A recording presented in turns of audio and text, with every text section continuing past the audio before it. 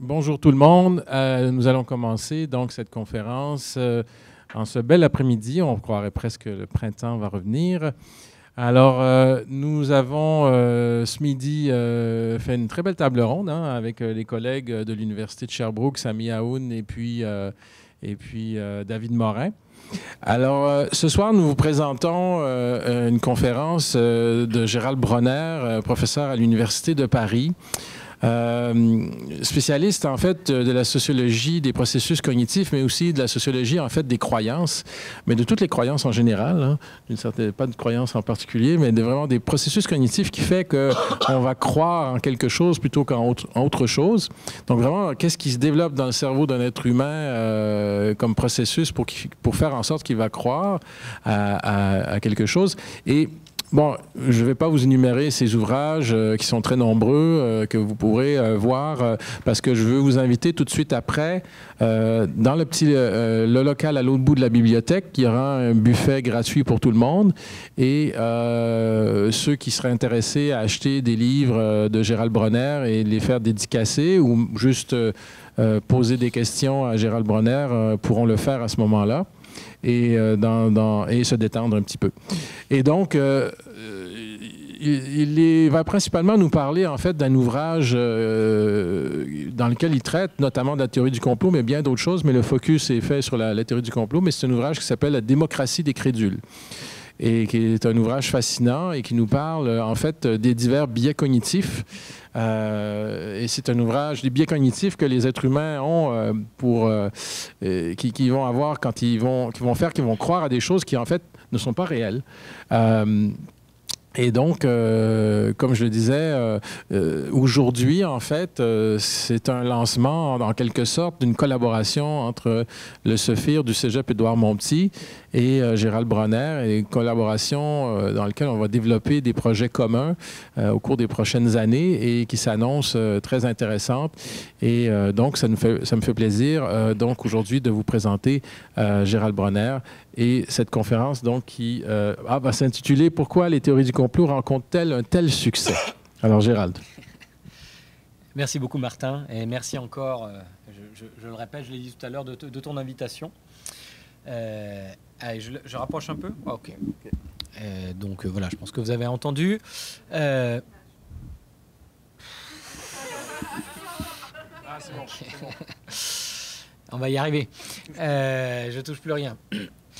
Donc, qui me donne l'occasion, effectivement, là, ce soir, de développer un thème qui est d'une grande actualité. Vous aurez remarqué, vous savez tous, je crois, vous en avez entendu parler, du fait que le terme post-truth policy ou society a été élu mot de l'année par le dictionnaire d'Oxford, m'a-t-on dit.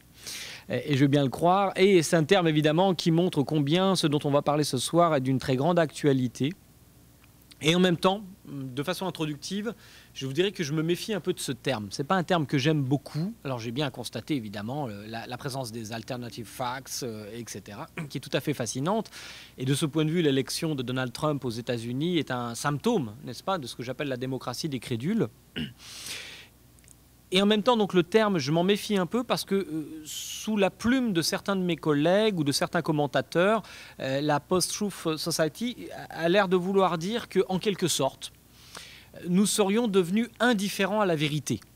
Comme si on avait muté, si vous voulez, un peu intellectuellement, et que Internet, puisqu'on va parler beaucoup d'Internet évidemment, Internet nous aurait rendu en quelque sorte indifférents à la réalité et à la vérité. Je ne crois pas tellement à cette thèse, je crois qu'elle peut être trompeuse. Ce que je vais vous raconter, moi, ce soir, c'est une histoire, j'espère qu'il va vous intéresser, entre la rencontre d'un fait absolument historique dans l'histoire de l'humanité, un fait extrêmement important, et que je vais appeler la dérégulation du marché de l'information. Je vais vous dire un peu en quoi elle consiste selon moi. Et donc ça, c'est un fait très contemporain, et le fonctionnement très ancien de notre cerveau. C'est la rencontre entre les deux qui donne cette situation à la fois cocasse et un peu inquiétante en réalité, parce qu'elle n'est pas que cocasse, elle a des implications sociales profondes dont on pourra parler, et qui fait qu'en effet, les théories du complot qui n'ont pas attendu Internet pour exister, elles existent, un vieux serpent de mer de l'humanité, les théories du complot, elles ont toujours existé, mais elles ont connu une nouvelle forme de vitalité Et malheureusement, pas que les théories du complot, toute une série d'autres théories, toute une série d'autres éléments relevant de la crédulité collective, mais je vais focaliser un peu plus mon attention ce soir sur la théorie des complots, ce qui ne doit pas nous empêcher d'élargir le spectre, notamment au niveau des échanges. Alors, pour commencer, pour vous faire comprendre pourquoi je ne crois pas tellement à l'idée qu'on est tout à coup muté intellectuellement pour devenir indifférent à la vérité, bah d'abord, c'est intéressant parce que ce genre de théorie apparaît à chaque fois qu'il y a une grande innovation technologique. La télévision, par exemple, nous aurait rendus idiots. Moi, je veux bien, mais ça veut dire qu'avant la télévision, on aurait été vachement intelligent, quoi, si vous voulez. C'est déjà présenté comme ça, la thèse est nettement moins séduisante. Et donc, de la même façon, je me méfie de ces théories qui veulent que tout à coup, il y ait des mutations biologiques, intellectuelles, au contact de nouvelles technologies. D'abord parce que ça ne marche pas comme ça, la théorie de l'évolution. Non, on ne mute pas. La mutation, elle ne s'opère pas de cette façon-là. Et pour vous faire comprendre ce que je vais vous dire ce soir, je vais commencer, parce que c'est plus facile, par un exemple. Vous aurez remarqué, et vous le savez bien dans votre chair, vous, à Québec, puisque ça vous est arrivé il n'y a pas longtemps, qu'à chaque fois qu'il y a un attentat, on va commencer par un exemple d'attentat, eh bien, il y a un cortège de théories du complot qui accompagne cet attentat. En d'autres termes, des hypothèses qui sont concurrentes à ce que les complotistes appellent la version officielle des faits, hein, des propositions intellectuelles concurrentes sur le marché des idées, et qui proposent donc de concurrencer la version officielle des faits. Par exemple, lors de l'attentat à Québec en janvier, hein, si je ne m'abuse, eh bien, il y a eu une théorie alternative qui s'est proposée à la théorie, disons, officielle des faits, qui disait qu'il n'y avait pas un tireur, mais 2 tireurs.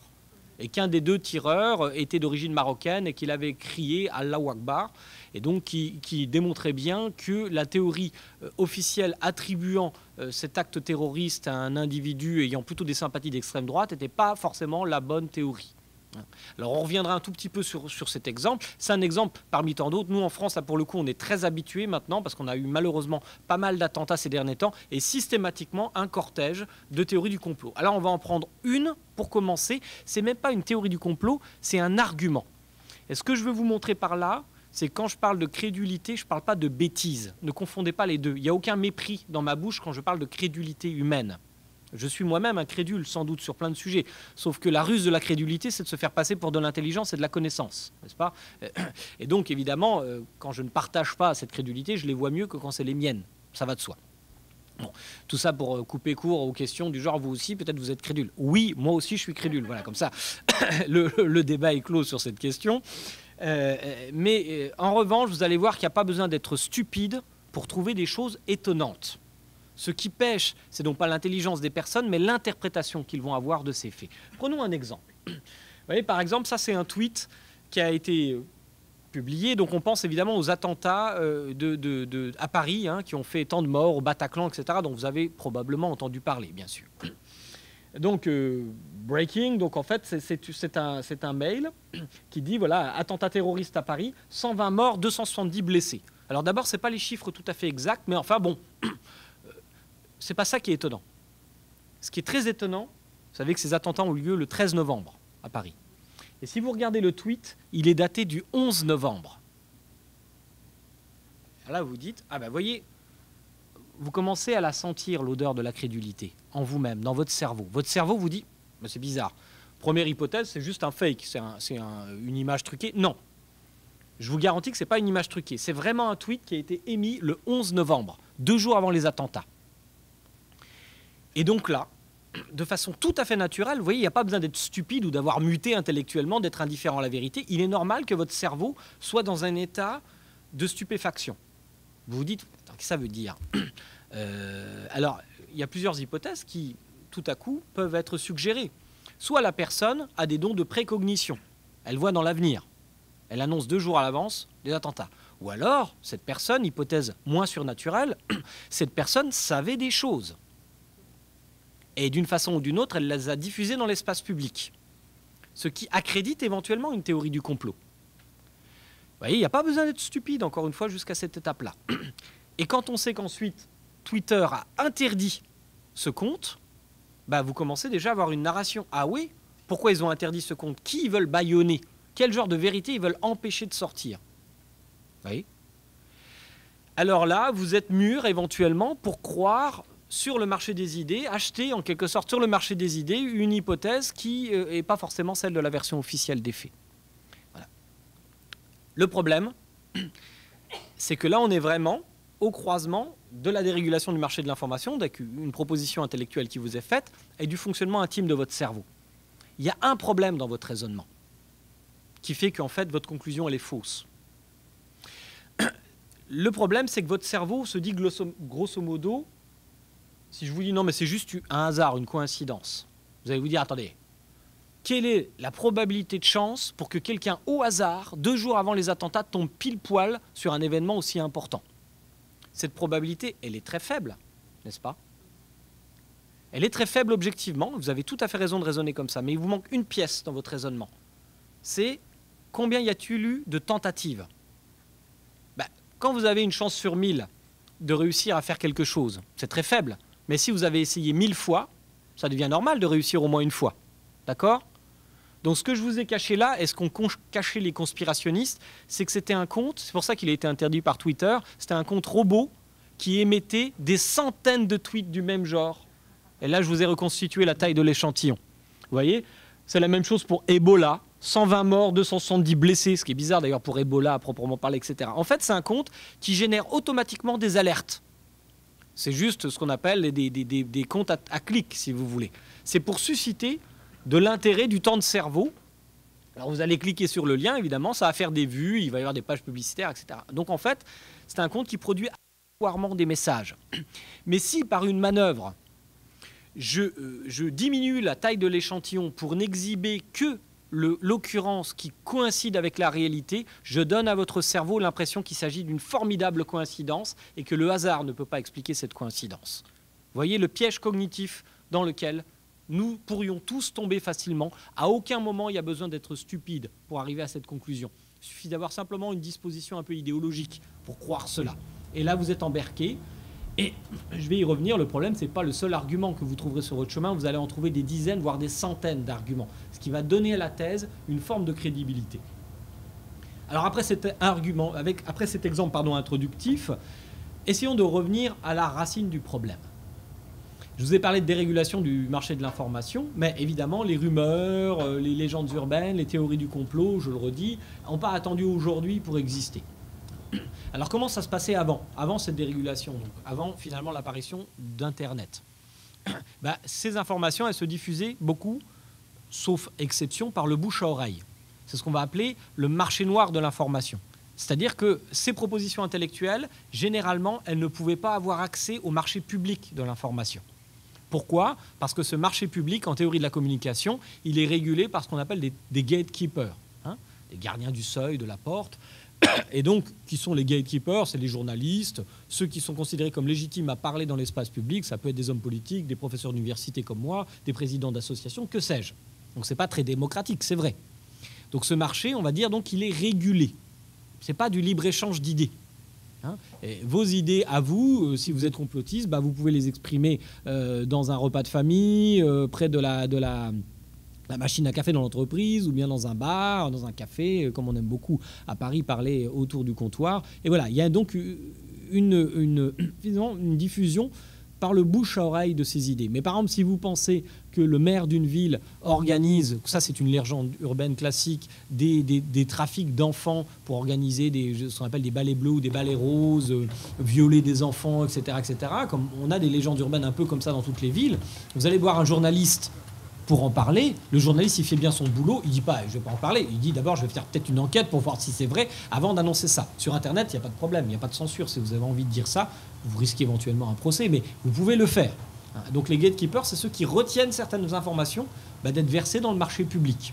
Alors ce qui se passait donc avant, c'est que ces informations-là, elles existaient par le bouche à oreille. Mais comment ça marchait? Comment ça se diffusait? Il y a des collègues qui, dans les années 50, à la fin des années 40, au XXe siècle, on va essayer de comprendre un peu comment ça fonctionne. C'est pas évident de comprendre comment ça fonctionne parce que les rumeurs, elles se développent par le bouche à oreille. Mais quand vous en entendez parler, le processus de constitution, il est déjà terminé. Donc on ne sait pas grand-chose du processus de constitution. Donc ils ont mené, c'est Alport et Postman dont je parle, des collègues, des expérimentations. Simplement, c'était assez simple. Ils montraient une image à quelqu'un. Par exemple, à vous, monsieur, vous regardiez l'image et puis vous décriviez l'image à madame qui était à côté, mais elle qui n'avait pas vu l'image. Et madame la décrivait à monsieur, qui n'avait pas vu l'image non plus, etc., etc. La question est, au bout de combien d'intermédiaires, la narration n'a plus grand-chose avec l'histoire d'origine? Au bout de 6 ou 7 intermédiaires. Et est-ce que ça se déforme aléatoirement, n'importe comment? Pas du tout. Il y a des règles de déformation de cette information. Ces règles, par exemple, elles sont celles de la simplification. Généralement, par le bouche à oreille, vous avez leur tendance, tout simplement parce que notre cerveau est limité et qu'on ne peut pas mémoriser une scène trop complexe, on va la simplifier, cette scène. Ça veut dire que les produits de la croyance qui se diffusent par le bouche à oreille, ils ne vont pas pouvoir compter sur beaucoup d'arguments. Ils sont relativement dépouillés argumentativement. Ce qui veut dire que jusqu'à une certaine époque, quand ça marche par l'oralité, sont des produits qui sont faiblement concurrentiels par rapport à d'autres produits, par exemple les propositions de la science. Vous allez voir que ça, c'est un élément, là pour le coup, de mutation majeure du discours.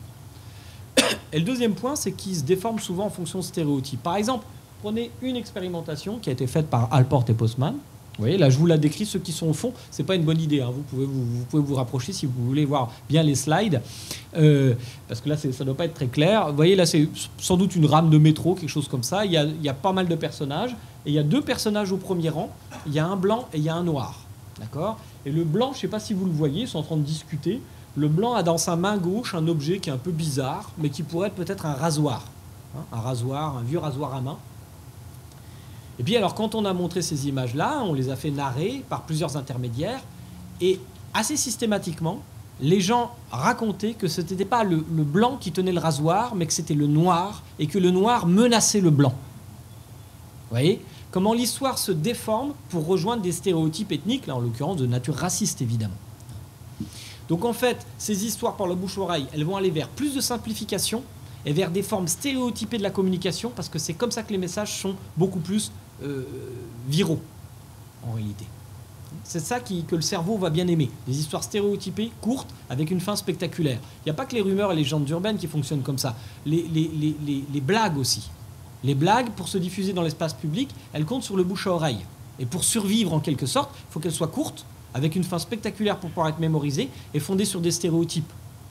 Alors en France, nous, vous devez avoir d'autres trucs, nous on aime bien, vous savez, c'est les Belges, ou ce genre d'histoire. Alors les Belges, c'est les Français, hein. Peut-être aussi à Québec, c'est les Français, je ne sais pas. Voilà, ouais, vous avez des stéréotypes comme ça, ou alors il y a le fou, la blonde, etc., etc. Voilà. Alors tout ça sont des stéréotypes, sexistes, ethniques, de catégorie sociale, ce que vous voulez, et voilà, c'est comme ça que ça se diffuse. Donc en fait, la troisième caractéristique, c'est qu'elle se diffuse, comme elle se diffuse par le bouche-oreille, elle se diffuse lentement dans l'espace public. Et ça a une importance, c'est que du coup, vous savez que notre temps de cerveau, d'attention, il est très faible. J'espère que je ne vais pas le vivre trop cruellement ce soir. Mais en général, on peut se servir là, par exemple, de Google Trends, Google Tendances, là, pour voir combien un fait d'actualité, combien de temps ça intéresse les gens. C'est-à-dire combien de temps ils utilisent le moteur de recherche Google pour aller chercher des informations. Généralement, c'est 1 jour, 2 jours max. Sauf s'il y a des rebondissements, comme dans l'affaire Dominique Strauss-Kahn, par exemple. Il y a des rebondissements sans cesse, donc les gens allaient chercher. Mais donc, c'est très court, ce qui veut dire qu'une théorie, par exemple, du complot, qui prendrait prétexte un fait d'actualité, elle n'a qu'1 ou 2 jours pour se diffuser véritablement. Parce qu'après, elle n'intéresse plus comme le fait d'actualité n'intéresse plus. Donc quand ça se passait par le bouche à oreille, le temps que les théories du complot se diffusent, elles portaient sur des faits qui n'intéressaient plus personne.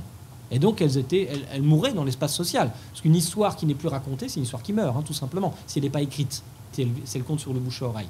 Ce qui fait que typiquement, ce genre d'histoire existait quand même, il y avait des théories du complot, mais qui ne portaient que sur des faits historiques considérés comme majeurs. Pearl Harbor, l'assassinat de Kennedy, est-ce qu'on a marché sur la Lune ou pas ? Des choses comme ça. Je ne vous dis pas que ceci est vrai, ceci est faux, j'en sais rien, mais en tout cas, il y avait des théories alternatives aux vérités officielles. C'est ça qui est intéressant, mais qui est une portée que sur des faits majeurs, ou alors sur des personnes qui ont une grande notoriété, donc qui continuent à intéresser dans le temps. Par exemple, Elvis Presley n'est pas mort. Il vit sur une île avec James Dean et pas mal d'autres, hein, qui officiellement ne sont pas vraiment morts. Donc vous voyez, ce qui fait que les objets de croyance collective, de mythologie contemporaine, étaient relativement limités. Des faits historiques majeurs, des personnalités importantes, ou alors des marques que tout le monde connaît, comme McDonald's, Coca-Cola, qui suscitent toutes sortes de rumeurs. Alors, Donc, premièrement, temps limité. Deuxièmement, faible argumentation. Hein, par exemple, nous, en France, je ne sais pas si ça existait, ça, à Québec. Et quand j'étais au collège, on disait que la marque de cigarettes Marlboro, hein, elle avait quelque chose à voir avec le Ku Klux Klan. Je ne sais pas si vous ne connaissiez pas ça. Et c'était quoi l'argument? Je dis, mais pourquoi? Mais parce qu'il y avait 3 cas rouges sur la boîte. Vous voyez, le logo, en fait, de la boîte Marlboro. Bon, c'était le seul argument. Donc autant vous dire, c'est pas très convaincant, quoi. Vous y croyez pas. Vous racontez ça dans la cour d'école un peu comme une blague, mais vous n'allez pas monter une association pour lutter contre l'influence du Ku Klux Klan sur la marque. Vous voyez, les performances argumentatives de ces produits-là n'étaient pas très importantes. Alors il y a plein de contre-exemples, hein, parce qu'il y a des livres de théorie du complot qui ont été écrits et qui sont très bien vendus, mais globalement, ces propositions intellectuelles-là, elles avaient du mal à essaimer dans l'espace public. Et donc, il y a eu une révolution, une véritable révolution. Mais là, je pense que je n'aurais pas besoin d'argumenter beaucoup. C'est une véritable révolution dans l'histoire humaine qui s'est produite. L'apparition d'Internet, une forme donc de dérégulation massive de ce marché de l'information. Alors on peut en trouver plein de symptômes. Hein. Mais, par exemple celui-ci, tout simplement, le nombre de millions d'internautes dans le monde. Vous savez qu'une innovation technologique, généralement, pas toujours, mais généralement, elle se diffuse selon ce qu'on appelle des courbes sigmoïdes. C'est-à-dire qu'elle progresse assez lentement, puis très fort, avec une pente maximale quand il y a 50% de la population qui est touchée, puis ensuite elle rediminue parce qu'il y a une partie de la population qui résiste à cette innovation technologique. Là, vous voyez, c'est plutôt une courbe géométrique. Donc ce n'est pas toutes les innovations technologiques qui se sont développées comme ça. On a un autre exemple récent, c'est le smartphone. Et c'est pas étonnant parce que ce sont 2 technologies qui sont évidemment largement liées. Alors qu'est-ce que c'est cette dérégulation du marché de l'information et en quoi ça consiste? Je dirais tout simplement, ça consiste en 2 choses qui sont liées et qui sont simples. C'est la possibilité, c'est la première fois dans l'histoire de l'humanité, pour chacun de donner son point de vue dans l'espace public et de le rendre éventuellement accessible à tous. Ça ne veut pas dire que si vous donnez votre point de vue, là, sur Facebook, par exemple, que ça va être partagé par des millions de fois. Vous le savez que ce n'est pas forcément comme ça, mais ça pourrait arriver. C'est une loterie, c'est comme la loterie, c'est difficile de gagner, mais globalement, ce n'est pas impossible que votre point de vue, tout à coup, soit partagé des centaines de milliers de fois. Vous avez plus de chance si vous photographiez un chaton qui tombe ou quelque chose comme ça. Mais il y a votre point de vue, c'est possible aussi. Donc c'est la possibilité pour chacun de donner sa propre interprétation du réel, par exemple, de filmer un événement. Vous voyez, ça c'est le même endroit, c'est une photo assez connue, c'est le même endroit, je ne sais pas si vous voyez bien au fond, entre 2005 et 2013. Vous avez vu la petite différence ? Là, ce n'est pas un concert de rock avec des bougies. Hein. En bas, c'est des gens qui possèdent un outil qui est capable d'enregistrer un segment de réalité et de le verser en direct dans l'espace public. Là, peut-être qu'il y a des gens qui sont en train de tweeter en disant Bronner raconte n'importe quoi ou quelque chose comme ça sur Twitter. Et là, il y a tous les conspirationnistes qui vont dire oui, bravo, je suis tout à fait d'accord, il est vendu à la CIA. Vous allez avoir des interactions intéressantes. Alors, vous allez dire bon, d'accord, par exemple, pour les théories du complot, il y a un impact direct. C'est ça augmente le nombre d'images interprétables.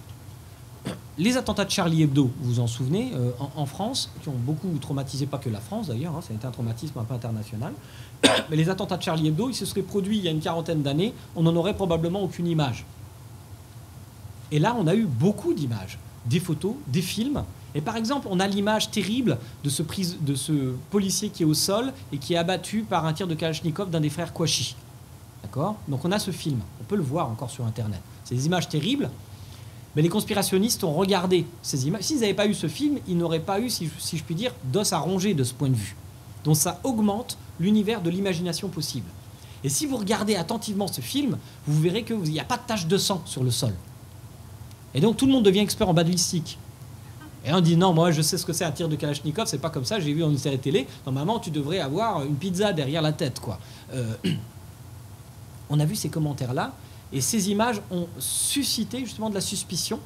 Et il y a autre chose, par exemple, parmi tant d'autres choses, ce malheureux policier qui est déjà blessé à la hanche, il est au sol, et il dit à un des frères Kouachi, non, il essaie de sauver sa vie, on le comprend, il dit c'est bon chef. Ce qui veut dire c'est que c'est bon, je vais rien faire, si tu me tues pas, je vais rester comme ça, tu peux passer, etc. Et les conspirationnistes qui ont regardé ça ont dit c'est bon chef.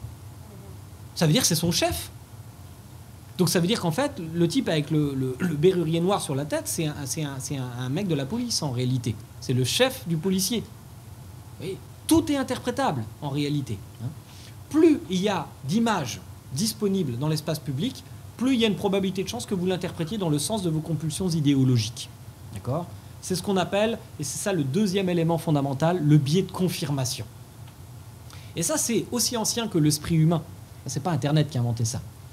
Nous sommes tous pareils, moi qui vous parle, vous qui m'écoutez, et nous tous, nous sommes souvent victimes du biais de confirmation. Qu'est-ce que ça veut dire? C'est que nous avons tendance à aller chercher des informations qui vont dans le sens des idées que nous avons déjà.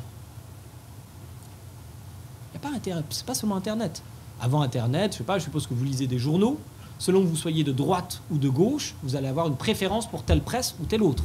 Parce que dans l'autre presse, ils racontent n'importe quoi. Évidemment, ils ne sont pas d'accord avec moi. Et nous ne cessons de faire ça même sur les réseaux sociaux. Quand quelqu'un est trop souvent en désaccord avec moi, je peux éventuellement le retirer de mes amis. Et tous les gens qui sont d'accord avec moi, vous avez remarqué, sont relativement intelligents. Oui, souvent, il met des posts intelligents, il va dans le sens de mes idées. Donc, c'est tout à fait banal, mais le problème, c'est que Internet a largement amplifié ce problème. C'est ce que j'appelle le théorème, en quelque sorte, de la crédulité informationnelle. Plus il y a d'informations disponibles dans l'espace public, plus la probabilité de chance d'en trouver au moins une qui va dans le sens de vos idées est forte. Supposons que vous soyez platiste, par exemple. C'est-à-dire que vous croyez à la théorie de la Terre plate. Bon, ben vous avez une bibliothèque de 1000 livres. Quelle est la probabilité de chance que vous ayez un livre qui défend la théorie de la Terre plate? Elle n'est pas très grande. Mais si vous avez une bibliothèque d'1 million de livres, elle est beaucoup plus importante. De 10 millions, beaucoup plus importante. Et c'est précisément ce livre-là que vous allez aller chercher. Lorsque j'expliquais cela en 2013 dans La démocratie des crédules, il y a eu des controverses, notamment avec mes collègues français, Dominique Cardon et d'autres, qui disaient non, non, etc. Aujourd'hui, mes affirmations, je le faisais sur une base d'expérimentation que je ne vais pas détailler ici, on pourra échanger avec des questions-réponses, mais elles sont très, très largement démontrées par ce qu'on appelle les sciences sociales computationnelles. C'est-à-dire avec l'analyse massive de données. On ne peut plus contester cela. Je vais vous le démontrer, par exemple, pour des controverses entre conspirationnistes et gens qui diffusent plutôt des propositions de type scientifique, on va dire, qui comptent. Par exemple, sur les chemtrails, vous avez entendu parler derrière les avions, là, il y a des traînées blanches. Il y en a qui croient que c'est des produits chimiques pour contrôler la population, pour manipuler le climat. Il y a plusieurs interprétations possibles. Et il y a des scientifiques qui se sont fendus quand même d'articles pour dire non, non, je vous assure que non, c'est pas le cas. Et lesquels, ils sont donc en concurrence, ces gens-là, finalement. Dans ce marché dérégulé, ces productions sont en concurrence. Et qui l'emporte? Est-ce que c'est la vérité qui l'emporte? Si c'était le cas, je serais extrêmement optimiste. Mais malheureusement, c'est souvent le vraisemblable qui l'emporte sur le vrai.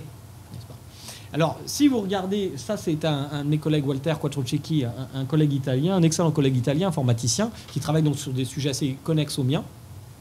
Là, vous avez les conspirationnistes en bleu et ceux qui diffusent de la science en rouge. Et donc, vous voyez, il y a un effet de polarisation qui est très fort. En fait, on se fréquente entre soi. Il y a assez peu, il y a quelques débats, il y a quelques échanges, mais assez peu. Ceux qui échangent de la science vont rester entre ceux qui échangent de la science, et ceux qui échangent du conspirationnisme vont rester entre ceux qui échangent du conspirationnisme. Et donc, vous avez très peu de chances de changer d'opinion de ce point de vue. On espérait qu'Internet, ce serait le brassage des idées, etc. Ce n'est pas ce qui se produit, c'est une amplification d'un entre-soi intellectuel, en réalité. N'est-ce pas? Pour votre gouverne, il y a sur le Facebook italien 3 fois plus d'individus qui diffusent de l'information conspirationniste que de l'information scientifique. C'est vous montrer le rapport de force. 3 fois plus. C'est un peu le combat de Léonidas contre l'armée de Xerxès, si vous voulez. Il y a un rapport de force il y a une asymétrie. Et je vais vous expliquer pourquoi. Donc, j'aime bien cette image, elle montre un peu bien, dans cet océan d'informations, en fait, on a tendance à se constituer une position d'insularité cognitive. Pourtant, toutes les informations sont là, elles sont disponibles. C'est pas qu'elles sont pas disponibles, c'est qu'on va aller chercher prioritairement, et les bulles de filtrage nous y incitent sur les réseaux sociaux, et les algorithmes de recherche de Google nous y incitent à aller chercher une information qui va dans le sens de mes compulsions idéologiques, quelles qu'elles soient. Et puis il y a un autre problème. Parce que vous allez me dire, après tout, moi, si je vais chercher des informations, ok, mais sur toute une série de sujets, j'ai pas d'avis, j'ai pas de croyance a priori, donc c'est pas grave. Du coup, je suis pas dans les bulles de filtrage. Et là, il y a un autre problème. L'autre problème, c'est l'activité incroyable, très supérieure, qu'ont ceux qui sont porteurs de croyances. Je dis, une formule que je répète de temps en temps, on dit que Internet, c'est une démocratisation du marché de l'information. C'est vrai, hein, puisque c'était pas très démocratique, je le disais, sauf que c'est une démocratie où certains votent 1000 fois, tandis que d'autres ne votent jamais. Et ceux qui votent beaucoup, qui se font très entendre, c'est précisément ceux qui sont porteurs de croyances, de rapports inconditionnels à des énoncés, de radicaux dans un certain nombre de cas. Et donc qui donnent à leur point de vue une grande visibilité sociale. Le danger, c'est de confondre cette visibilité avec de la représentativité. Par exemple, on le sait très bien, les groupes d'extrême droite, les groupes identitaires en France, ont trollé un certain nombre de forums à la suite des grands journaux. Là, vous avez Le Devoir, ici, la Presse, etc. En France, c'est Le Monde, Libération. Donc, admettons, vous avez un article, je sais pas moi, avec un fait divers sordide, qui appelle un peu la loi du talion, évidemment. On a tous, quand on voit un truc horrible, on est choqué. Sauf qu'on garde ça pour nous, généralement. On se dit, non, mais non, il y a la justice quand même, on n'est pas des barbares. Sauf que si vous lisez les commentaires d'un article de ce genre, et que tu as 90% des personnes qui sont favorables à la peine de mort, qui disent qu'il faut la réinstaurer en France, là, pour ceux qui assassinent des enfants et tout ça, c'est pas possible, eh bien, plus ou moins à moyen terme, il y a une probabilité de chance que vous vous laissiez influencer par la visibilité de ce point de vue, et que vous confondiez cette visibilité avec la représentativité. Vous vous dites, bah dans le fond, tout le monde pense comme moi. Et vous croyez que c'est la vérité de votre pensée, vous vous sentez même soulagé. Vous dites, ah, enfin, je trouve des gens, enfin la vérité. Vous voyez, et ça, c'est le populisme. Le peuple n'est pas entendu, ce que dit le peuple, c'est ça. Alors que, pas du tout. Par contre, le peuple, entre guillemets, risque de commencer à dire ça au bout d'un moment. Et c'est ainsi que vous avez toute une série de croyances qui se diffusent depuis le début des années 2000, donc conspirationnisme, mais pas seulement. Une autre croyance, par exemple, la méfiance vis-à-vis des vaccins, en France, très inquiétant. 9% de nos concitoyens se méfiaient des vaccins au début des années 2000. Ils sont maintenant plus de 40% en France, alors que c'était un sujet qui était complètement sanctuarisé en France. Il y a plus de 40% en 2005 d'individus qui croient que vivre près d'une antenne relais, ça provoque le cancer, contraire à l'orthodoxie de la science. Hein. Peut-être qu'on va découvrir que c'est vrai demain, j'en sais rien moi, mais pour l'instant, il y a des états de l'art qui disent que c'est pas vrai. Plus de 40% en 2005, plus de 60% en 2010. Donc vous avez comme ça une progression. Et j'ai appris tout à l'heure que c'est la même chose pour les soucoupistes, hein, pour les croyances dans les soucoupes volantes, que cela se développe. Alors, là aussi, je ne sais pas hein, s'il y a vraiment des soucoupes volantes. On peut discuter à l'infini de tout ce genre de choses. Mais ce qui est intéressant pour le sociologue que je suis, c'est des mutations de l'opinion publique sans qu'il y ait pour autant de mutations intellectuelles. Vous avez bien compris. On est resté les mêmes, mais c'est la façon dont on accède à l'information qui est changée. Alors cet activisme des croyants, me suis simplement, pour le mesurer un tout petit peu, on peut le mesurer de bien des façons, je me suis simplement amusé à aller voir ce que ça donnait si on utilisait le moteur de recherche Google. En France, le moteur de recherche Google est quasiment monopolistique. Il y en a d'autres, mais plus de 90% des recherches sont faites grâce à Google. Je ne sais pas si c'est la même chose ici, hein, chez vous. Bon. Donc c'est un bon outil, et on sait que les enquêtes de Donna montrent que généralement on ne va pas au-delà des 30 premiers sites. C'est déjà pas mal hein, de faire 30 sites, c'est 3 pages de Google, 99% des personnes s'arrêtent. Donc je me suis arrêté comme ça, puis j'ai fait travailler mes étudiants sur plein de sujets pour voir qu'est-ce qu'on trouvait grâce à Google Tendance. Si on trouvait, si on trouvait des sites favorables à la croyance, au contraire défavorables à la croyance, ou bien neutres. Pas. Et j'ai pris 4 thèmes assez intéressants parce qu'ils ont été, disons, analysés par la science. Il se trouve que la science, de temps en temps, s'intéresse à des trucs bizarres aussi. Et par exemple, la science s'est intéressée à l'astrologie, aux monstres du Loch Ness. Les crop circles, là, je ne sais pas si vous voyez ce que c'est les grands cercles dans les champs de blé, dont certains disent qu'ils sont des pistes d'atterrissage pour extraterrestres, justement. Et la psychokinèse, c'est le pouvoir de l'esprit sur la matière. Je déplace je sais pas, des objets sans les toucher. Alors voilà, ces 4 thèmes, la science s'est intéressée. Elle ne peut pas démontrer, la science, que c'est faux, mais ce qu'elle peut dire, c'est que, en tout cas, à titre provisoire, c'est pas vrai. Voilà. On n'a prouvé aucune évidence qui allait dans le sens de ces trucs-là. Ce qui ne vous interdit pas d'y croire. Ce qui est très inquiétant, simplement, c'est que sur toute une série de thèmes, pas seulement ceux-ci, sur plein d'autres, vous avez entre 60 à 70% des sites disponibles qui favorisent la croyance, qui défendent plutôt les thèses de la croyance que l'inverse. Et pourquoi c'est important ? Vous allez me dire, moi je m'en fous de l'astrologie, il y a plus de 95% des sites qui sont favorables à l'astrologie, mais j'y crois pas, donc ça n'a pas d'impact sur moi. Oui, vous avez raison. Si vous y croyez fermement, ou que vous n'y croyez pas fermement, ça n'aura pas tellement d'impact sur vous. En revanche, si vous êtes indécis, j'ai pu montrer expérimentalement dans la démocratie des crédules qu'évidemment les indécis sont ceux qui sont le plus impactés par la structuration statistique du marché de l'information. Et par exemple, je comprends parfaitement mes concitoyens, quand on a des enfants, tout à coup, là, on se dit, est-ce que je fais vacciner ma fille là, avec ça? On m'a parlé de sclérose en plaques, on me parle de trucs comme ça. Ça fait peur, c'est normal. Les OGM, je sais pas quoi. Et justement, cet attentat-là, j'ai entendu dire que c'est peut-être un complot. C'est normal que nos concitoyens cherchent à avoir des informations. Il n'y a pas de mal à cela. Sauf qu'ils vont être vite, avec quelques mots-clés fâcheux, enfermés dans un tunnel cognitif avec des arguments, vous allez le voir, qui sont très convaincants. Encore une fois, il n'y a pas besoin d'être stupide. Ils peuvent être très convaincants, ces arguments, si vous n'avez pas la contre-argumentation qui va avec. Tout à coup, vous êtes troublé. Même la théorie de la Terre plate est troublante si vous n'avez pas la contre-argumentation. Je vous assure que si vous regardez leurs arguments, vous dites, bah, j'y crois pas, mais je ne saurais pas comment y répondre. Voyez. Alors donc, quand vous êtes indécis, du coup, bah, c'est comme dans un supermarché. Si vous voulez, si vous avez une marque préférée, moi je sais pas, de cornflakes. Vous avez votre marque préférée. Si elle est tout en bas ou tout en haut dans l'achalandage, vous allez aller la chercher parce que c'est votre marque préférée. Mais si vous êtes indécis, vous voulez des cornflakes, mais peu importe la marque, bah, il est évident que la structuration de l'achalandage va avoir un impact statistique sur votre acte d'achat. Et c'est exactement ce qui se passe sur ce marché de l'information, qui est totalement libre en quelque sorte, mais il n'est pas si libre qu'on le croit, parce que ce marché qui est totalement dérégulé, il est mis pieds et poings liés à ceux qui sont le plus motivés à faire entendre leur point de vue. Et ça crée une asymétrie de la visibilité des points de vue. Ça, c'est le premier point. Un autre point, je parlais de la rapidité de diffusion de l'apparition des théories du complot. J'ai fait des petites comparaisons. Ah, par exemple, assassinat de Kennedy, il a fallu 27 jours pour une théorie alternative apparaisse. Les attentats du 11 septembre, 27 jours pour une théorie alternative. Là aussi, je ne veux pas rentrer dans le débat, vrai, faux, ce n'est pas ce qui m'intéresse là. Tremblement de terre d'Haïti. Alors, il y a eu des théories du complot qui sont basées sur ce qu'on appelle HAARP. Je ne sais pas si vous avez entendu parler de cela. Ce serait une arme que les États-Unis auraient créée pour créer des tremblements de terre, entre autres. Donc, ils sont capables de créer des tremblements de terre. Donc, maintenant, quand il y a des tremblements de terre, c'est à cause des États-Unis. Et pourquoi ils font ça? Vous vous demandez quel est l'intérêt de faire un tremblement de terre à Haïti. Comme ça leur permet de réorganiser géopolitiquement le monde. Enfin, il y a toujours une explication. Le qui prodest, à qui profite le crime? Vous trouvez toujours quelqu'un qui profite quelque part d'une situation. Et si vous en déduisez que du coup c'est lui qui a produit la situation, là vous êtes mûr pour la théorie du complot. Alors vous voyez, là on n'est plus qu'à 6 jours déjà.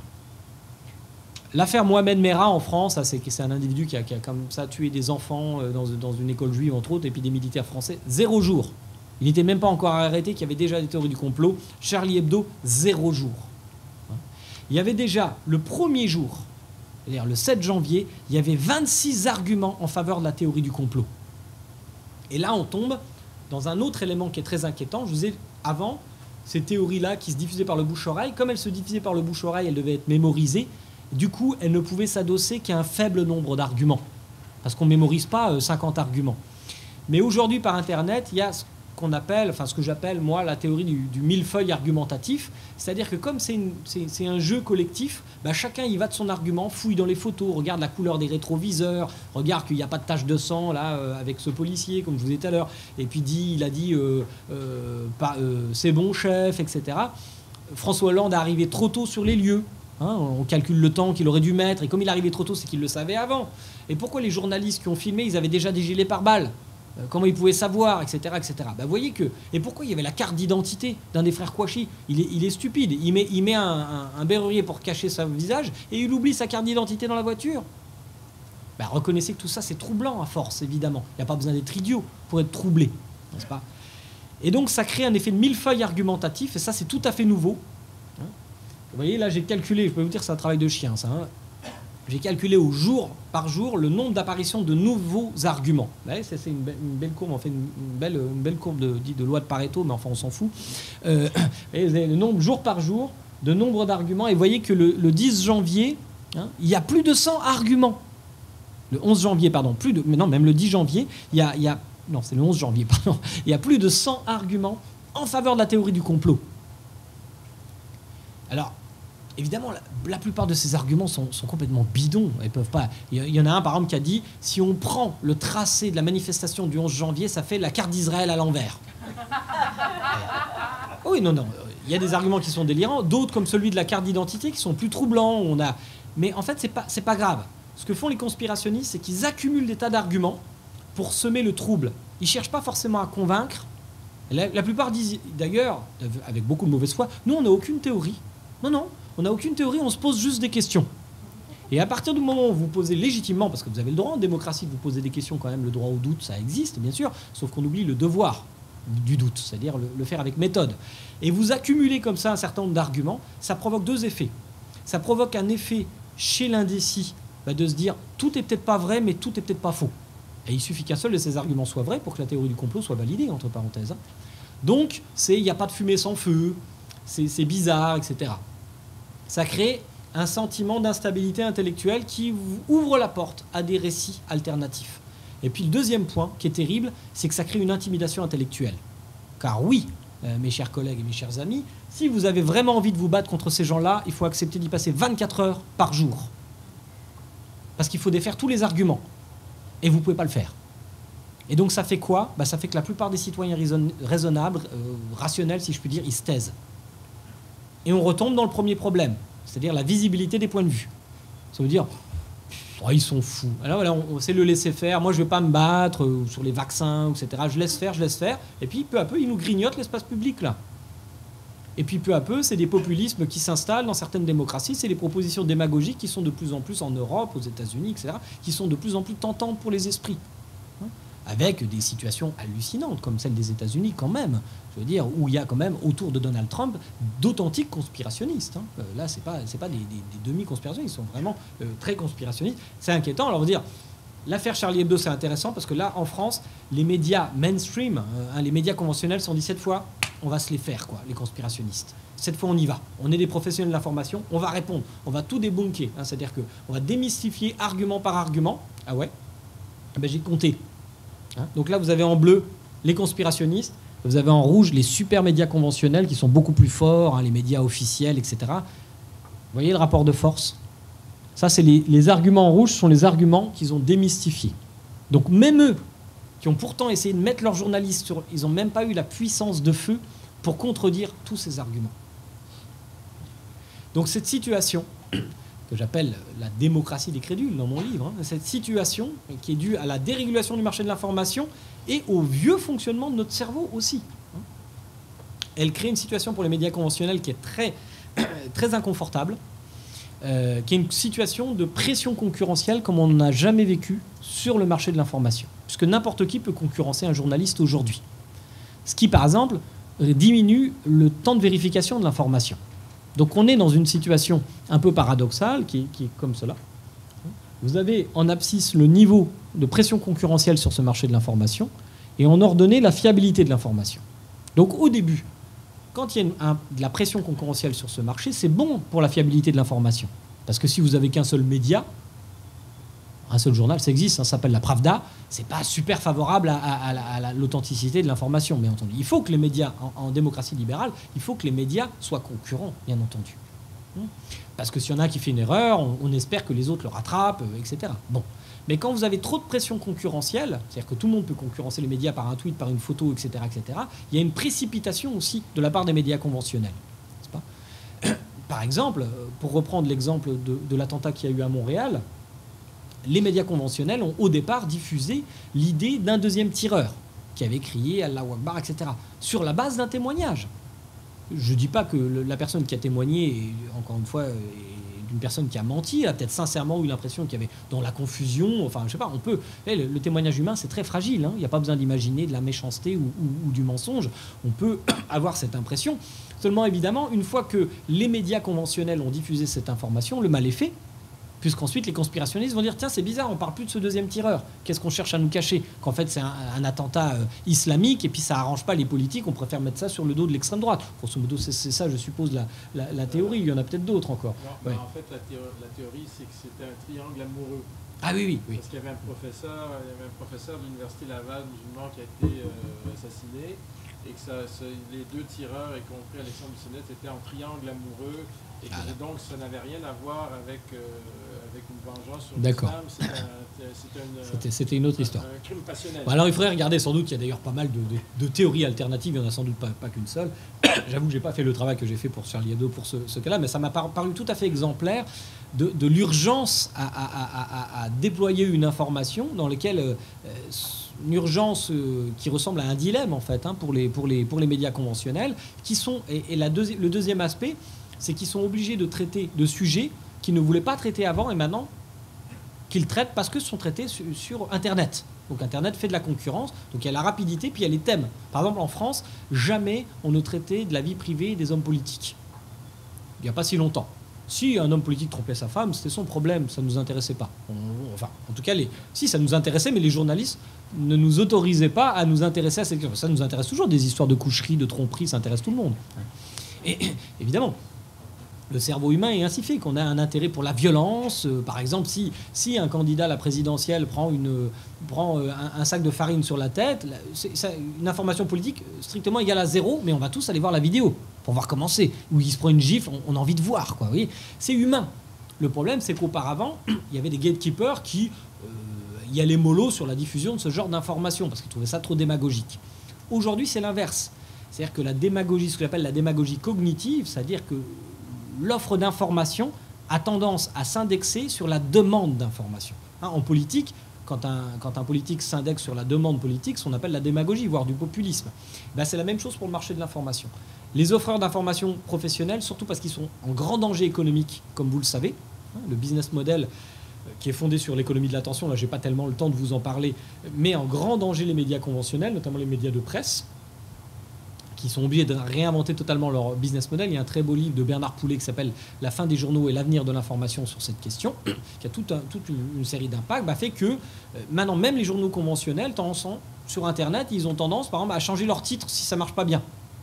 Ah oui, là, comment mieux démontrer qu'il y a comme ça une forme de démagogie cognitive. Et je le disais sur le thème des coucheries présidentielles, vous savez que c'est encore notre président François Hollande avait une maîtresse, c'est une Julie Gaillet, une actrice française. Et donc en fait, le premier journal qui en a parlé, c'est pas un journal d'information, c'est Closer, c'est un journal qui parle des people, etc. Donc il y a cette photo avec notre président et son scooter. Eh bien, 30% des questions qui ont été posées par les journalistes dans la conférence de presse du mercredi, c'est-à-dire 4 jours après, ont porté sur Julie Gaillet. Et celui qui a posé la première question, M. Barluet, en France, a tweeté en même temps « Albert Londres, pardonne-moi ». Vous voyez, ça c'est le dilemme du journaliste. C'est-à-dire qu'il sait qu'il ne faudrait pas faire ça, mais il est prisonnier du système concurrentiel. Il faut qu'il en parle, parce que ses lecteurs... Alors, est-ce que les lecteurs ne sont pas intéressés par ça? Non, c'est de la faute des médias. Pas du tout. Car, là aussi, il y a une théorie idéologique qui veut que, en fait, nous serions naturellement bons et finalement, c'est les médias qui nous pervertiraient. Non, je ne dis pas qu'on est mauvais, d'ailleurs, mais on a de l'appétit pour ce genre de questions. Et d'ailleurs, Google Tendance nous permet de le savoir, car avant que les médias conventionnels en aient parlé, il y avait un pic de recherche extraordinaire autour de Julie Gaillet. Ce qui prouve bien qu'il y avait une demande potentielle. Peut-être même si on pouvait voir Julie Gaillet nue, c'était encore mieux. S'il y avait des photos qui traînaient sur Internet, voilà. Mais plutôt que de se moquer de cela, autant considérer que oui, le cerveau humain fonctionne comme cela. Et donc je vais arriver maintenant à ma conclusion. La démagogie cognitive, le problème, c'est que cette indexation de l'offre d'information sur la demande, c'est que ça savonne la pente de toute une série d'erreurs de raisonnement. Je vous en ai montré une introduction qui était la négligence de la taille de l'échantillon. Vous vous souvenez, ce tweet qui annonçait 2 jours avant les attentats. Donc ça crée des formes de confusion intellectuelle. Ça rend convaincant des choses qui sont seulement vraisemblables mais qui ne sont pas vraies. Parce que notre cerveau humain, il est formidable. C'est probablement l'outil le plus complexe de l'univers connu, le cerveau humain. Dans une boîte crânienne, vous avez 1 million de milliards de connexions. Donc soyons fiers de cet outil. C'est probablement l'outil le plus complexe de l'univers connu, mais assez systématiquement, cet outil déconne. Et je vais vous le démontrer. C'est-à-dire qu'avec certaines stimulations, on obtient des réponses qui sont inadéquates. Le domaine le plus connu, c'est celui des illusions d'optique, par exemple. Regardez, là, la case A et B sont de la même couleur. Mais votre cerveau vous interdit de le croire. C'est vrai, elles sont vraiment de la même couleur. Vous voyez la preuve? Je retire le contexte de traitement de l'information et l'illusion disparaît. Je vais essayer de le faire très vite comme ça. Vous allez voir, je n'ai pas triché, c'est bien les mêmes cases, d'accord? C'est bien la même couleur. Mais dans un cas, on voit bien que c'est la même couleur. Dans l'autre, ça disparaît.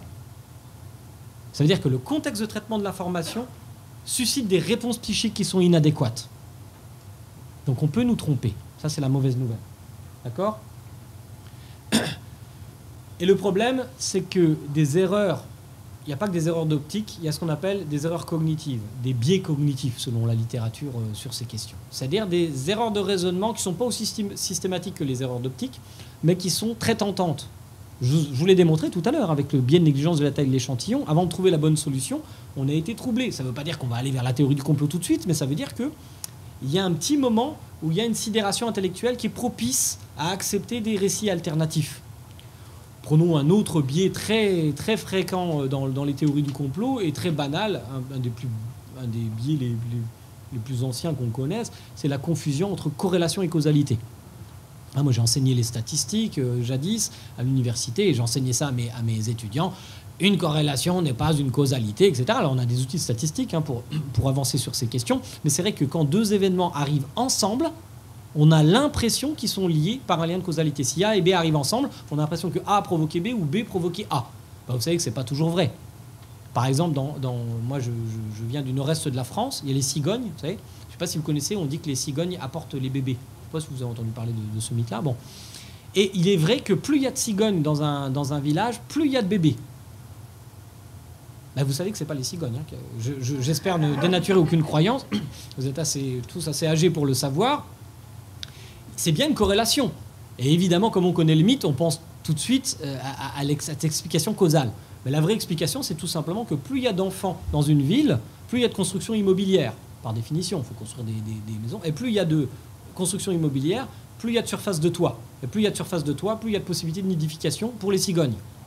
Donc vous voyez que ce n'est pas directement les cigognes qui apportent les bébés, mais le lien de causalité est complexe. Et souvent, les théories du complot fonctionnent comme cela. Ou alors, ce que je vous disais tout à l'heure, il y a la théorie du qui prodest. Voilà un autre argument classique, c'est à qui profite le crime.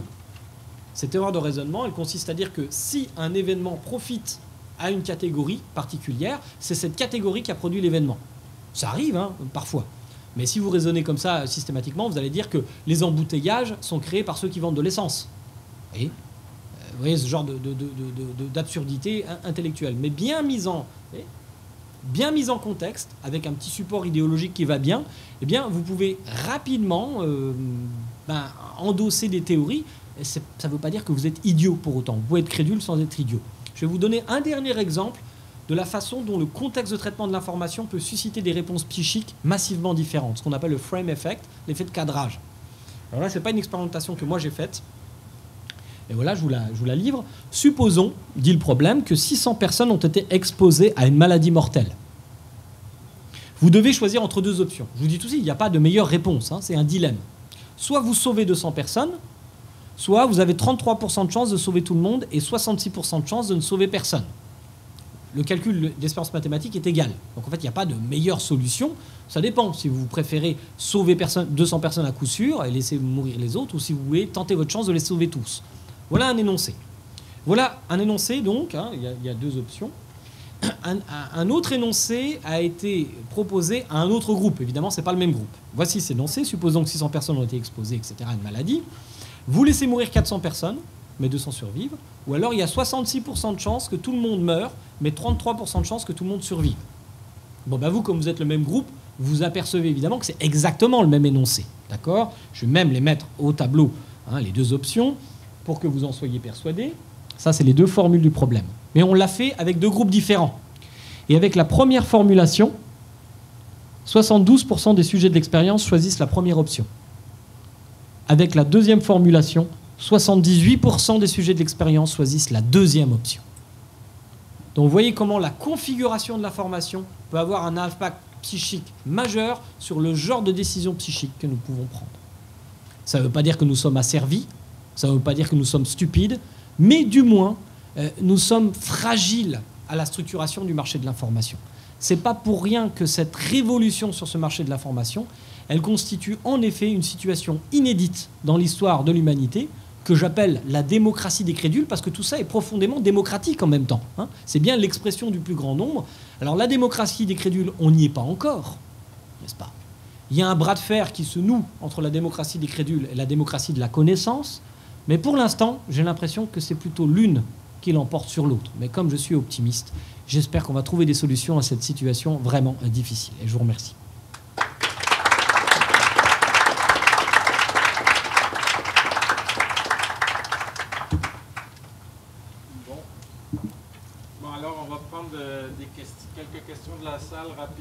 qu'on va passer un peu de temps. Alors, les questions. J'ai une question, Martin, si je peux. J'en ai. Oui, vous avez raison. On va essayer d'allumer ce micro-là.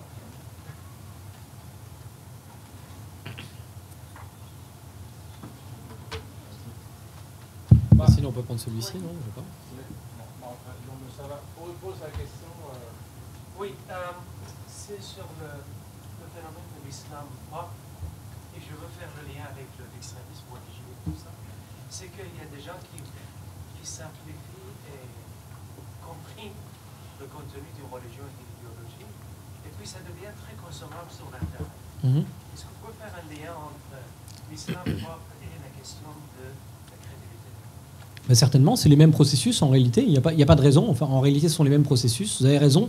Il y a d'une part ce que j'ai décrit, c'est-à-dire la motivation des acteurs en présence. On sait que même s'il ne faut pas aller trop loin, il y a souvent des rencontres véritablement humaines, hein, bien sûr, qui peuvent se dérouler d'ailleurs dans les prisons en France ou autour de certains quartiers, dans les mosquées, etc. Mais il y a aussi, on le sait, une radicalisation qui peut se produire sur Internet ou qui est amplifiée sur Internet, mais parce qu'il y a une grande disponibilité des argumentations en faveur d'une radicalisation de l'islam. On sait par exemple que, vous savez, parce que ce sont des acteurs hétérodoxes sur le marché de l'information, donc ils ont appris à se servir de toutes les formes d'hétérodoxie de l'information.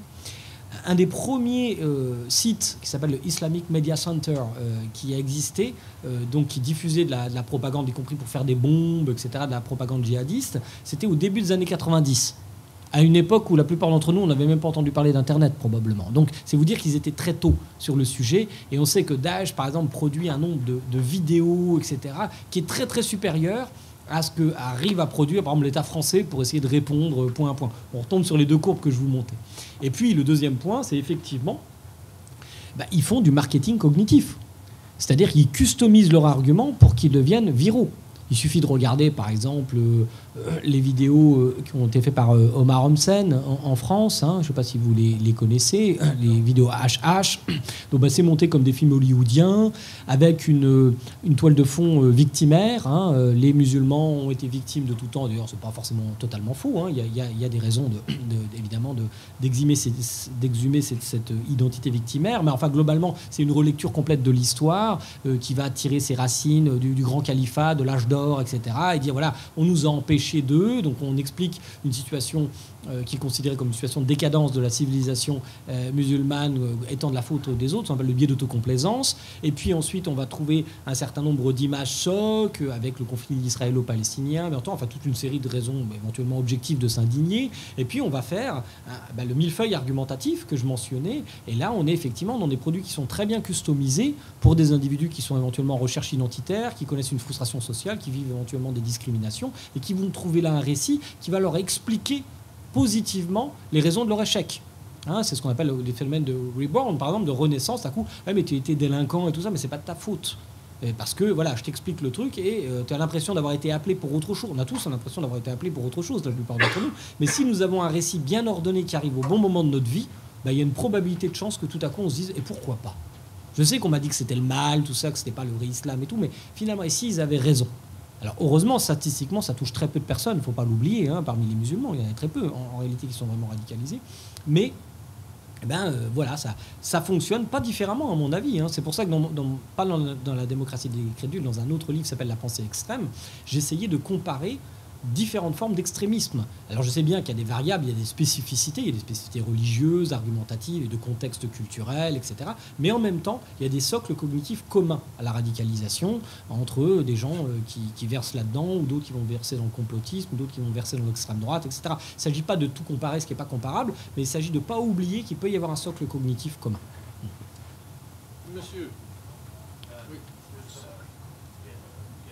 Parlez fort, s'il vous plaît. Ouais.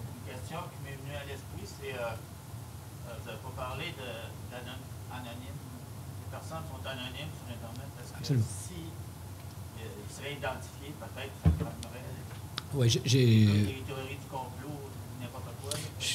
Oui, merci de cette question. C'est évidemment un élément important. Je suis loin de vous avoir tout dit, hein, évidemment. D'abord parce que je ne sais pas tout sur la question, mais même je ne peux pas vous dire tout le peu que je sais sur cette question dans une petite conférence. Mais j'ai écrit des textes sur le caractère violent dans l'anonymat. Il est assez bien montré qu'effectivement, et ça, il y a même de très beaux travaux d'anthropologues qui montrent que les tribus, lorsqu'elles portent des peintures de guerre ou des masques, ont tendance à être beaucoup plus violentes que celles qui n'en utilisent pas. En d'autres termes, l'anonymat, c'est évident, c'est l'ouverture du possible en termes de recours à la violence. Et il est évident aussi que sur Internet, le fait de pouvoir créer des alias, de fausses identités, doit contribuer à cela. Mais malheureusement, ça n'explique pas tout.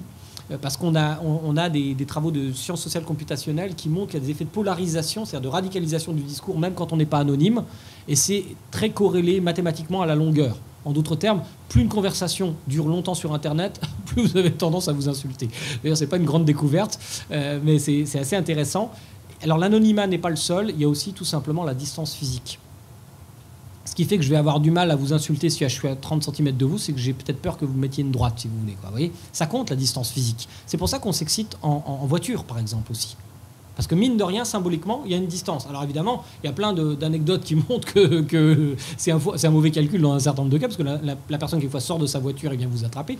Mais grosso modo, on a un sentiment d'être protégé. Sur Internet, donc l'anonymat amplifie cela, mais même quand il n'y a pas d'anonymat, ça n'empêche pas un certain nombre d'individus de verser des torrents d'insultes parce qu'il n'y a pas une proximité physique qui fait que vous vous sentez en danger et qui vous oblige à être courtois en quelque sorte. Ça, tout à fait. Non, mais on pourrait d'ailleurs, vous savez, sur Facebook, si vous dénoncez un compte et que ce compte n'est pas le vrai nom de la personne doit faire la démonstration que c'est son vrai compte, sinon le compte est fermé, par exemple. Donc il y a toute une série de dispositifs pour empêcher cela. Le texte que j'évoquais, là, que j'ai écrit, c'est dans Pour la Science. Alors, on a découvert que Pour la Science était disponible. Là, c'est une revue de vulgarisation scientifique. J'y écris une chronique tous les mois qui s'appelle Cabinet de curiosité sociologique. Et un des textes que j'ai écrit s'appelait Se masquer pour faire le mal. Se masquer pour faire le mal. Donc, vous voyez, ça va dans le sens. On va avoir malheureusement le temps pour une dernière question. Alors, à qui le privilège?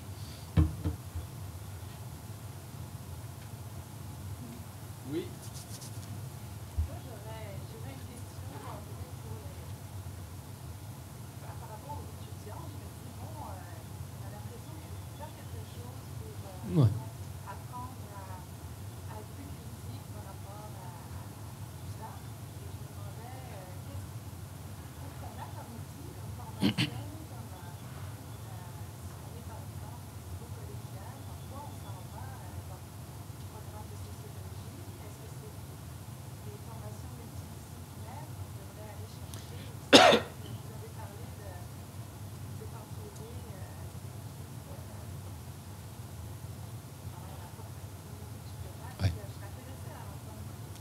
Oui, j'ai pas pu parler beaucoup des travaux qu'on mène aujourd'hui. Moi, je travaille avec c'est un peu bizarre, mais je travaille avec des physiciens. Beaucoup, avec des gens de sciences sociales aussi, bien sûr. Je continue à travailler avec des sociologues, des psychologues sociaux, des psychiatres et pas mal avec des physiciens. Moi, j'ai recruté des physiciens simplement parce qu'ils sont capables J'ai enseigné les statistiques, mais croyez-moi, je suis un enfant par rapport au genre de modèle, la robustesse mathématique des modèles qu'ils utilisent. Notamment, il y en a un des deux qui travaille au CERN. Et tous les deux viennent de la physique statistique, la physique quantique, si vous voulez. Et ils sont capables d'utiliser des modèles statistiques extrêmement robustes pour détecter l'indétectable. Parce que le problème, c'est qu'on a des masses de données qui sont... il y a beaucoup de bruit. Donc comment détecter? C'est ce qu'ils font, eux, dans les accélérateurs de particules. Ils vont détecter le signifiant dans le bruit. Et donc ils ont des modèles qui sont tout à fait adaptables aux problématiques de sciences sociales. Alors ça, c'est pas pour nos étudiants. Hein. Il faut reconnaître qu'il faut quand même une formation mathématique très sérieuse. Mais ça, c'est pas un problème. Hein. On peut quand même dialoguer. Et ça, c'est très nouveau. En France, on a un séminaire aussi. Je fais un séminaire avec un autre physicien qui s'appelle Galam. Et il y a là aussi bien des physiciens, des biologistes que des sciences sociales, des ethnologues, des anthropologues. Et c'est un brassage intellectuel très très intéressant. Et je pense que c'est peut-être une des solutions au problème. Parce qu'on le disait tout à l'heure, le problème c'est que l'inquiétude qu'on peut avoir par exemple par rapport à la radicalisation, il faut avoir une inquiétude bien entendu, mais ça peut être aussi liberticide. N'est-ce pas? En France, il y a 15 000 donc, signalés radicalisés dans le numéro vert. Vous savez que pour le service de renseignement, il faut à peu près 20 personnes pour suivre une personne radicalisée. 15 000 fois 20 personnes. Vous imaginez, même la Corée du Nord peut pas s'offrir une surveillance de ce genre-là. Et donc, en fait, il n'y a pas de solution technique de surveillance à proprement parler. Mais il y a peut-être des solutions, en tout cas, d'affinement, des tests de radicalisation, de radicalité, pour pas emmerder les gens qui n'ont pas besoin d'être ennuyés. S'ils ont simplement envie de pratiquer un islam rigoriste, c'est leur problème, ça ne nous regarde pas, enfin, je pense, quoi. En revanche, ce qu'ils n'ont pas le droit de faire, c'est de nuire aux libertés publiques et d'attenter à la vie ou à la sécurité physique de quelqu'un. Ça on ne peut pas l'accepter, évidemment. Alors, en tout cas, ce en quoi je crois, pour revenir sur les étudiants, je crois pas qu'il faille enseigner plus de sciences sociales, etc. Moi, je dirais pas ça. Je suis sociologue, mais je ne vais pas dire ça du tout. En revanche, évidemment, il faut une révolution pédagogique. Là, on est face à une révolution du marché de l'information. Il faut opposer à cela une révolution pédagogique. Et je pense qu'on peut puiser, pour s'inspirer dans cette révolution pédagogique, des travaux notamment sur les biais cognitifs. C'est-à-dire, je pense qu'il faut absolument doter les jeunes esprits d'une connaissance de tous ces biais cognitifs qui existent. L'illusion, elle disparaîtra jamais, mais au moins, il faut qu'ils acceptent d'investir du temps intellectuel, c'est-à-dire de l'énergie mentale, c'est-à-dire du glucose, très, très, très prosaïquement, pour se dire, attention, là, je sais que je peux commettre une erreur. Je sais que mon intuition n'est pas forcément bonne. Par exemple, je sais que là, je ne vois pas la taille de l'échantillon, donc il faut que je me méfie. J'ai déjà vu ça en cours, donc il faut... En fait, c'est tout simplement pour les rendre autonomes intellectuellement dans cet océan d'informations. Sinon, vous interdisez Internet, mais c'est impossible, quoi. Et puis, j'ai pas envie. Moi, Internet, c'est un outil fabuleux. On va pas revenir en arrière. Enfin, je veux dire, puis ça n'arrivera pas, de toute façon, même si on le voulait. Je ne le souhaiterais pas, mais ça n'arrivera pas. Donc, ce qu'il faut faire, c'est pour que ça soit le moins liberticide possible. C'est un peu le vieil anarchiste en moi qui dit cela. Finalement, c'est rendre les gens intellectuellement totalement autonomes. Mais c'est pas ce que l'éducation nationale fait aujourd'hui dans aucun pays à ma connaissance. En tout cas, pas en France. Mais il y a des réflexions très fortes, j'espère y contribuer dans mon pays, qu'on va avancer sur ces questions, mais on n'en est pas encore là. Et pourtant c'est dommage parce qu'on a la connaissance pour le coup. Il y a plus de 150 biais cognitifs qui ont été identifiés.